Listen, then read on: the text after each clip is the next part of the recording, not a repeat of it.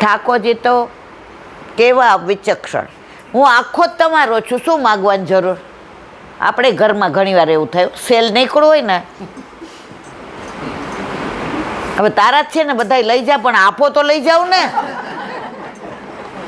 બે ઘડી હસવાનું. ત્યારે ઠાકોરજી કહે, હું આખો તમારો છે, તમારે માગવાનું હોય તમારું જ છે. એ કે એમ નહીં, મારે જે જોઈએ છે ને એ માગીને મળે એવું છે. પ્રભુ કે એવું કેવું? એ કે આપશો તો હું માગું. ઠાકોરજીએ જવાબ સરસ દીધો, મારી પાસે હશે તો આપીશ. શું કીધું? હવે પ્રભુ પાસે શું ના હોય? રાધાજીએ કહ્યું એવું નહીં, તમારી પાસે છે, તમારે ખાલી હા ના બોલવાના. ઠાકોરજી કે હા ના માં મને પાછી ખબર ન પડે ક્યાં મારે હા બોલવી અને ક્યાં ના બોલવી. રાધાજી કે અરર, આજે મને આવું કયો છે. રાધાજી કે તો હું જાઉં હવે. જો બહુ આવું ના હાલે ને ત્યારે આપણે આવું જ કરતા હોઈએ. પ્રભુએ હાથ પકડી લીધા, બિરાજો બિરાજો બિરાજો. પ્રભુએ વિચાર કર્યો કે માગે છે એમાં હા પાડીશો હાથ કપાશે અને ના પાડીશો નાક કપાશે.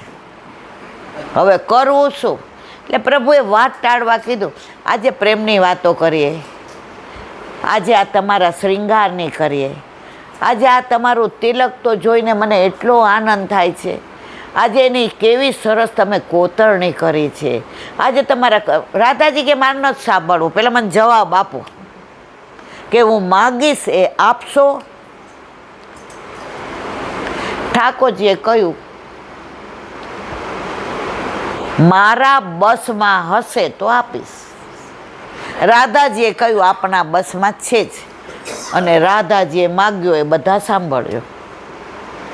રાધાજીએ કહ્યું, પ્રભુ બધા ઉત્સવ હું ગોકુળ કરવા આવું છું, સખીઓ સહિત. આ એક ઉત્સવ આપ બરસાત આવો. પ્રભુ કઈ કયો? હોળી. હોળી ક્યાં નહીં? સમજ્યા બધા? હોળી બરસાનાની. ઠાકોરજી હજી તો રાધાજીએ વાક્ય પૂરું કર્યું ના કર્યું ત્યાં જવાબ આપ્યો, ન ભૂતો ન ભવિષ્યતે. મારા નંદ બાવા, મારા યશોદાજી, મારા વ્રજવાસીઓ, મારી ગૈયાઓ, મારી બછરાઓ, મારા સખાઓ, મારી સખીઓ. ઠાકોરજી તો એકદમ બોલવા, એ બધાને મૂકીને આજે નહીં, કાલે નહીં, ક્યારેય હું બરસાના હોળી ખેલવા આવું નહીં. આ નહીં કીધું, રાધાજી દોડ્યા અને બબ્બે પગથિયા બરસાનાના ચડીને ઉપર જતા રહ્યા. પ્રભુ ક્યાં તો ભારે કરી, હવે કરવું શું? પણ આને શું ના આવડે? દુનિયામાં, વિશ્વમાં, ત્રિલોકમાં, બ્રહ્માંડમાં રાધાજીને બીન વગાડતા આવડે એવી કોઈને ના આવડે. ઠાકોરજીએ બીન હાથમાં લીધી. જો આપણને જે વાજિંત્ર વગાડતા આવડતું હોય ને એમાં કોઈ ભૂલ કરે ને તો હું ને તમે બોલ્યા વિના ન રહી શકીએ. એનો દાખલો આપ્યો હતો કે ટ્રેનમાં એક કવિ હતા, તો એની કવિતા હતી ને સામેવાળો કે એના ભાઈબંધને કે જો હું તને આજે કવિતા સુનાવું તું રાજી થઈ જઈશ, આ પ્રેમ કવિતા છે. એટલે ઓલો કે સુનાવ. તો ઓલો કવિતા જેવી બોલવા ગયો ને એમાં એક લાઈન ખોટી બોલ્યો. હવે ઓલો કવિ બોલ્યા વિના નો રહે? એ આવું નથી લખ્યું, જો આમ લખ્યું છે મેં. એટલે જ્યારે જ્યારે કાંઈ આવું થાય ત્યારે આપણે બોલીએ. એટલે પ્રભુએ બીન હાથમાં લીધી. હવે બીન કોને આવડે? સામનેજીને. અદ્વિતીય, એમના જેવી કોઈ ના ચાલે.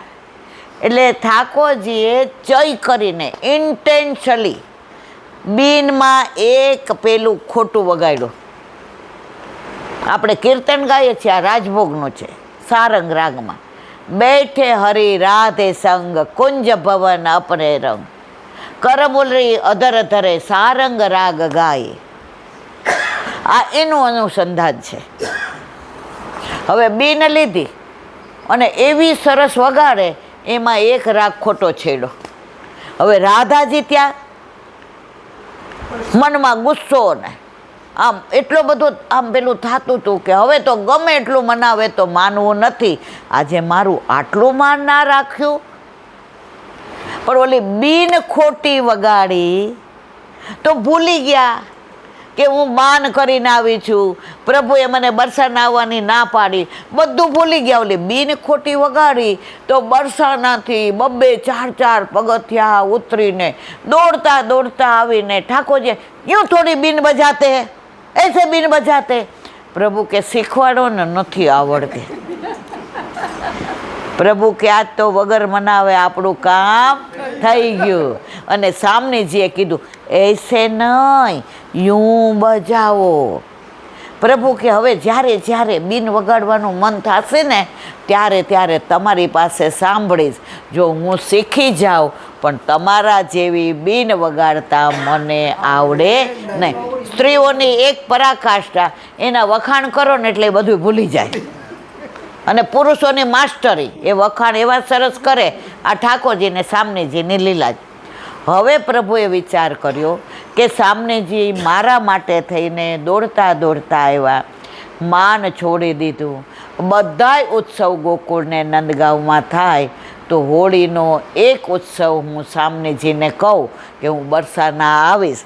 અને સામનેજીએ બીનની અંદર કૃષ્ણની આખી લીલાનું અનુસંધાન કર્યું. ત્યારે ઠાકોરજીએ રાધાજીનો હાથ પકડીને કહ્યું, પ્યારી જો હોરી ખેલન મેં બરસાના આવુંગો. અને સામનેજી એટલા રાજી થયા. ત્યારે ઠાકોરજીનું જે શ્યામ નામ છે એ સામનેજી આપ્યો. કોણે આપ્યું? કે મારું આજથી ને આપને હું શ્યામ કહીને બોલાવીશ. પ્રભુ અતિ પ્રસન્ન થયા અને ત્યારથી ઠાકોરજીનું એક નામ શ્યામ પડ્યું. એ કોણે પાડ્યું? સામનેજીએ, રાધાજી. અને ત્યારથી આજની તારીખ સુધી બરસાના જેવી હોળી દુનિયામાં વિશ્વમાં ક્યાંય રમાતી નથી. એના માટે લોકો ગાંડા બને છે. અને તમને કહું, નંદગાંવની લોકો ક્યારેય બરસાનાના લોકો ક્યારેય નંદગાંવનું પાણી ન પીએ. શું કામ? કારણ કે અમારી લાડલીજીનું સાસરું છે. પહેલાંના જમાનામાં દીકરીના ઘરનું પાણી પીતા નહોતા. અમારા સૌરાષ્ટ્રમાં હજી ઘણા ગામોમાં આવું. મારા મા બાપ આવે તો કોઈ દિવસ ત્યાં અમારા ઘરનું જળ નહોતા લેતા. તો આજની તારીખમાં પણ ત્યાં નિયમ ચાલી રહ્યો છે. અને રાધાજી એટલા રાજી થઈ ગયા, શ્યામ નામ આપ્યું. અને બેયને યુગલ સ્વરૂપે યમુનાજીએ દર્શન કર્યા અને કમળના માળાજી સિદ્ધ કર્યા હતા. હવે જો ઠાકોરજીને ધરાવે તો સામનેજીને ખોટું લાગે, માળાજી એક, અને સામનેજીને ધરાવે તો ઠાકોરજીને ખોટું લાગે. યમુનાજીએ વિચાર કર્યો, હમણાં જ બે વચ્ચે સંધિ થઈ છે, બે આટલા પ્રેમથી બિરાજે છે, મારી માળાજી સિદ્ધ કરેલી ના ધરાવું તો આ કમળ કરમાઈ જાય અને એકદમ એને તાપ થાય. હવે કરવું શું? પણ યમુનાજી પ્રભુના ચતુર્થ પ્રિયાને એટલે એમને થોડું કહેવું પડે. એમણે એ કમળના માળાજી રાધાજીના હસ્તમાં દીધા કે પ્રભુને ધરાવો. અને રાધાજીએ એ માળાજી પ્રભુને ધરાવ્યા. પ્રભુએ પ્રસાદી માળા રાધાજીને ધરાવ્યા અને રાધાજીએ માળા યમુનાજીને ધરાવ્યા. આજનો આનંદ, રાધાષ્ટમી, વધૈયો. જુઓ, સત્સંગ વસ્તુ એવી છે, ધરાઈએ નહીં, પણ જેટલું પણ પીધું હોય એને વાગોળવાનો આનંદ આવે. ગાય સરસ મજાનું ખાવાનું હોય ને, જલ્દી જલ્દી ખાય, એક બાજુ વાગોળે. તો આપણે બધા પણ હવે સત્સંગને વિરામ આપીએ. જેટલું પ્રભુએ કેવડાવ્યું એટલું કહ્યું. જેટલો આનંદ આપણે પ્રભુએ નક્કી કર્યો હતો એટલો લીધો.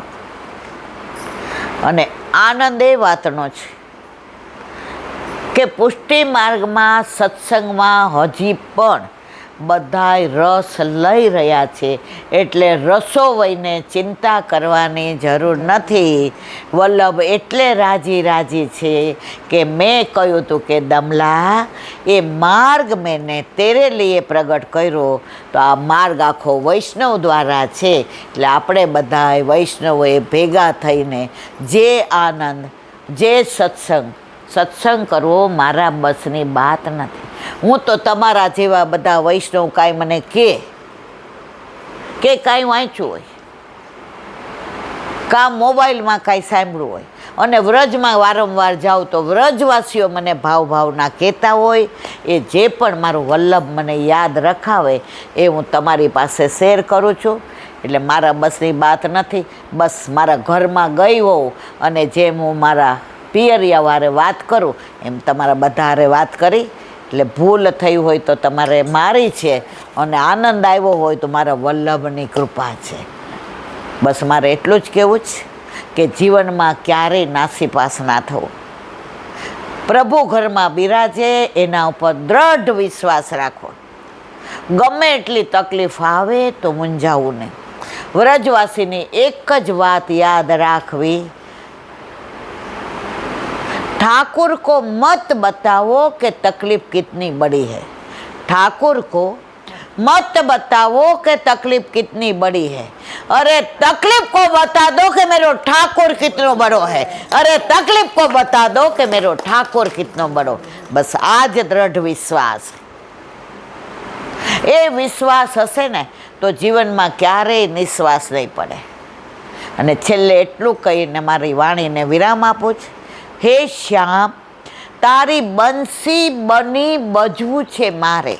હે શ્યામ, તારી બંસી બની બજવું છે મારે. એમાં સૂર પૂરવા કેવા, કેટલા અને ક્યારે એ જોવાનું તારે. એમાં સૂર પૂરવા કેવા, કેટલા અને ક્યારે એ જોવાનું તારે. આજે મારામાં સૂર પૂર્યા તો હું બોલી, ના પૂરે હું કશું ના બોલી શકું. આ બધું વલ્લભની કૃપા વિના શક્ય નથી. સેવા, સ્મરણ અને સત્સંગ. વલ્લભે સેવા યામવા, કથા યામવા. સેવા પહોંચી લઈએ પછી પ્રભુના ગુણાનુવાદ કરીએ. તારી એક એક પલ જાય લાખની, તું તો માળા રે જપી લે મારા શ્યામને.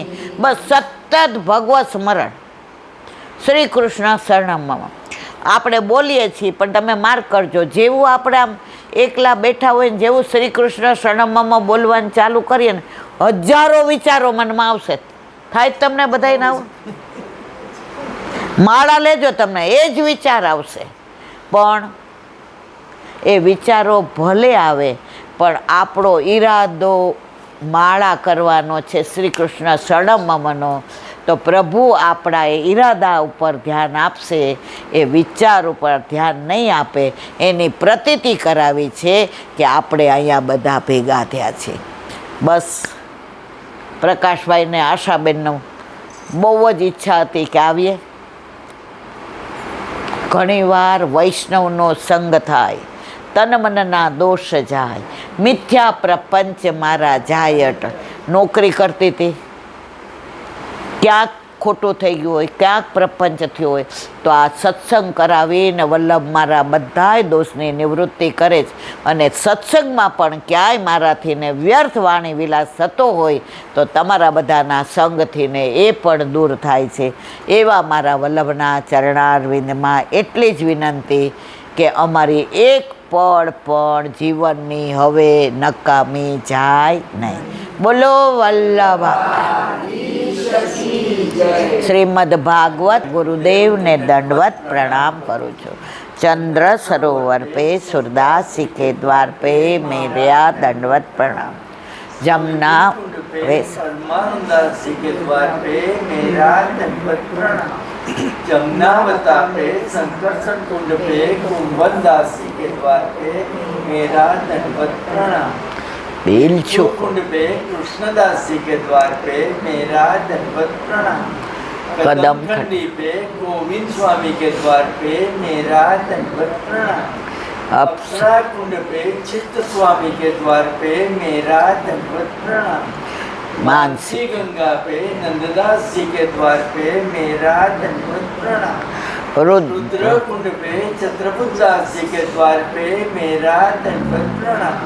વ્રજ વિલાસ વ્રજની ગોપિકાઓને મારા દંડવત પ્રણામ।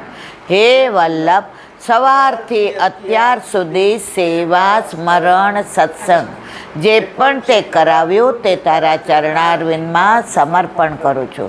ભૂલ અપરાધ થઈ હોય તો ક્ષમા કરશો। બોલો વલ્લભાધીશ કી દ્રઢઈના ચરણા દ્રઢઈના ચરણા કે શ્રી વલ્લભનાથ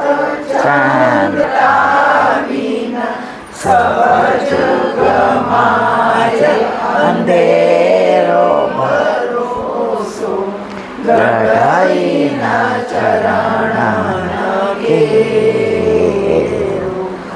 સાધન ઓર નહીં કરીને જાસો